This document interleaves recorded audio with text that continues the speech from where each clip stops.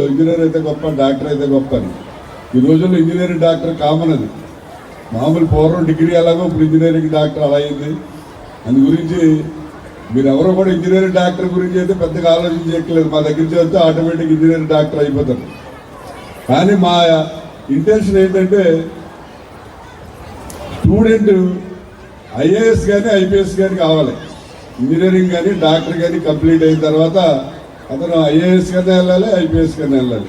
ఆ రకంగా ట్రైనింగ్ ఇవ్వడం జరుగుతుంది. ఎందుకంటే ఇలా రాష్ట్రంలో 17 కొత్త మెడికల్ కాలేజీలు వస్తున్నాయి. ఆల్రెడీ మనకి 253 ఇంజనీరింగ్ కాలేజీలు ఉన్నాయి. సీట్ కావాలంటే ఈజీగా వచ్చే పరిస్థితి. దాని తర్వాత ఐఏఎస్ ఐపీఎస్ క్యాడర్లో సెలెక్ట్ అయితేనే వాళ్ళ యొక్క టాలెంట్ ఆ ఊరికి గొప్పతనం వస్తుంది, పేరెంట్స్ కూడా మంచి పేరు వస్తుంది. అందు గురించి ఆ రకంగానే ట్రైనింగ్ ఇస్తున్నాం.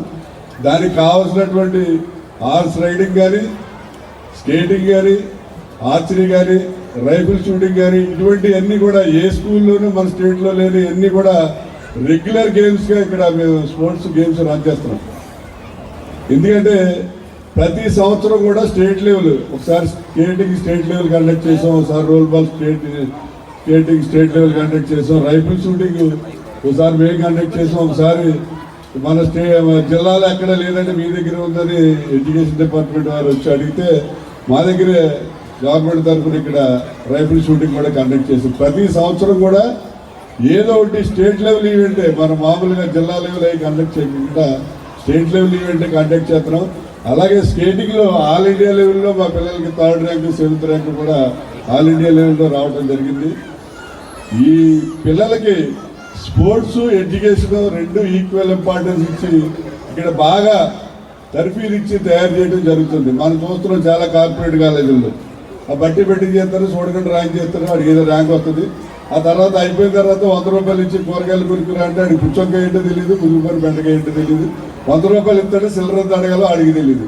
ఆ టైంలో పిల్లలు తయారైపోతున్నారు. అలా ఉండకూడదు.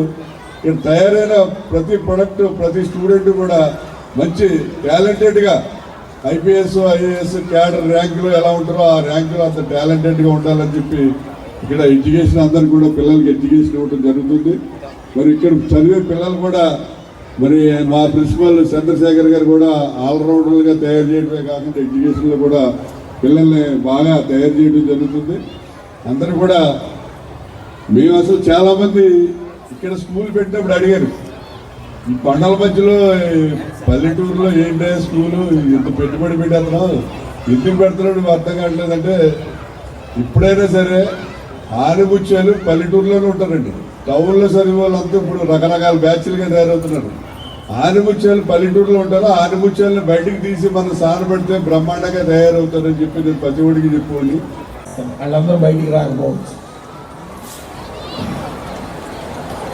దాదాపు 1100 మంది పిల్లలతో ఈ యొక్క విద్యా వాతావరణం ఈ ఏరియా అంతా ఇలా వాళ్ళకైనా చిన్నవాళ్ళకైనా మీ సెల్ ఫోనే మీ శత్రువు, అంత మంచిది. అబ్బో పిల్లలు వృద్ధేస్తున్నారు, పిల్లల్ని బాగా చదివించేసి ఇంట్లో బండకేసి ఉద్దినట్టుగా ఫీల్ అవుతుంటారు కొంతమంది. మా పిల్లోడికి ఈ రుద్దటం వల్ల బ్రెయిన్ హీట్ ఎక్కింది. నాకు తెలిసి ప్రపంచంలో బ్రెయిన్కి హీట్ ఎక్కే వాతావరణం ఇంకెక్కడ లేదు, రాకూడదు. స్థాయికి ఏ ఇష్యూ అయితే ఉందో ఆ సబ్జెక్ట్ కానీ ఆ ఇష్యూ కానీ దాంట్లో పీక్ స్టేజ్కి వెళ్ళాలి. సపోజ్ స్పోర్ట్స్ దాంట్లో ముందు ఇక్కడ స్కూల్ దగ్గర స్టార్ట్ అయ్యి జిల్లా లెవెల్కి, రాష్ట్ర లెవెల్కి, దేశ స్థాయికి, నేషనల్ లెవెల్కి వెళ్ళాలి. అతని ఇంట్రెస్ట్ వేరికి లేదా చెస్ నేషనల్ లెవెల్కి వెళ్ళిపోవాలి అంతే. గతంలో ఆడుకుంటున్నారు రానివాళ్ళు, ఇప్పుడు ఆడుకుంటే కూడా జీవితాలు సెటిల్ అవుతున్నాయి.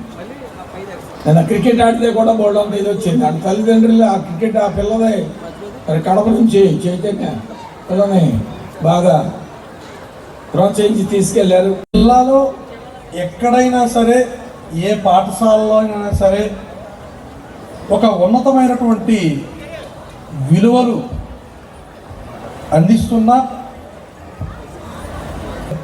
అత్యున్నతమైనటువంటి విలువలు అందిస్తున్నా, అత్యున్నతమైనటువంటి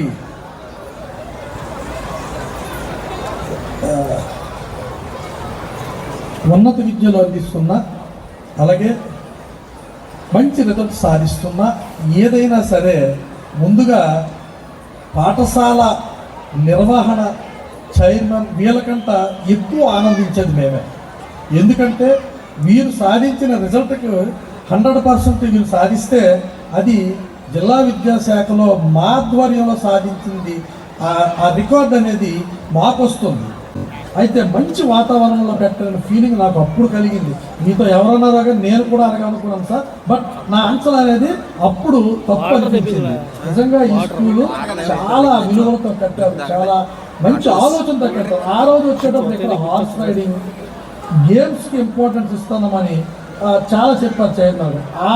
ఆ దానిలో భాగంగా మేము గేమ్స్ ఇక్కడికి ఎస్జిఎఫ్లో షూటింగ్, రైఫిల్ షూటింగ్ ఇక్కడ పెట్టుకున్నాం. అది కూడా ఇక్కడ ఉంది. ఎక్కడ మొత్తం మన జిల్లాలో ఎక్కడ లేదు.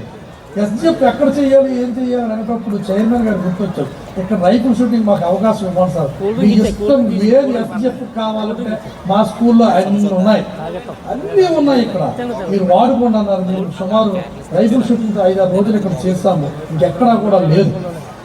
అటువంటి మంచి ఆలోచనతో ఈ స్కూల్ పెట్టడం నిజంగా చైర్మన్ గారి దూరదృష్టికి అది ఒక నిదర్శనం. చూస్తున్నప్పుడు అది సాధారణంగా పెద్ద పెద్ద స్థాయిల్లో ఉన్న తల్లిదండ్రులు, సమాజంలో మంచి స్టేజ్లో ఉన్న తల్లిదండ్రులు వాళ్ళ పిల్లలు చదివిస్తారు. ఏంటంటే మేము ఫీజు కట్టేస్తున్నాము, పర్వాలేదు వాళ్ళు చూసుకుంటారని కాదు, ఎక్కువగా గమనించవలసింది మీరే. ఎందుకంటే మీ పని ఒత్తిడి వలన మీకు తీరుబాటు లేకపోవడం వల్ల మీ యొక్క వ్యవహారాల్లో బిజీగా ఉంటారు, అలసిపోయి వస్తారు సాయంత్రం ఇంటికి. అలాగే వైఫ్ అండ్ హస్బెండ్ ఎంప్లాయీస్ అవ్వచ్చు, లేకపోతే వేరే వ్యాపారాల్లో ఉండొచ్చు, వారు అలసిపోవచ్చు. ఈ స్టూడెంట్ ఏం చదువుతారని పట్టించుకోండి. మా ఇంటికి వస్తే మా తల్లిదండ్రులు పట్టించుకోరు, ఆయన వ్యాపారంలో ఆయన మాట్లాడుకుంటారు, అమ్మ వ్యాపారంలో అమ్మ మాట్లాడుకుంటారు,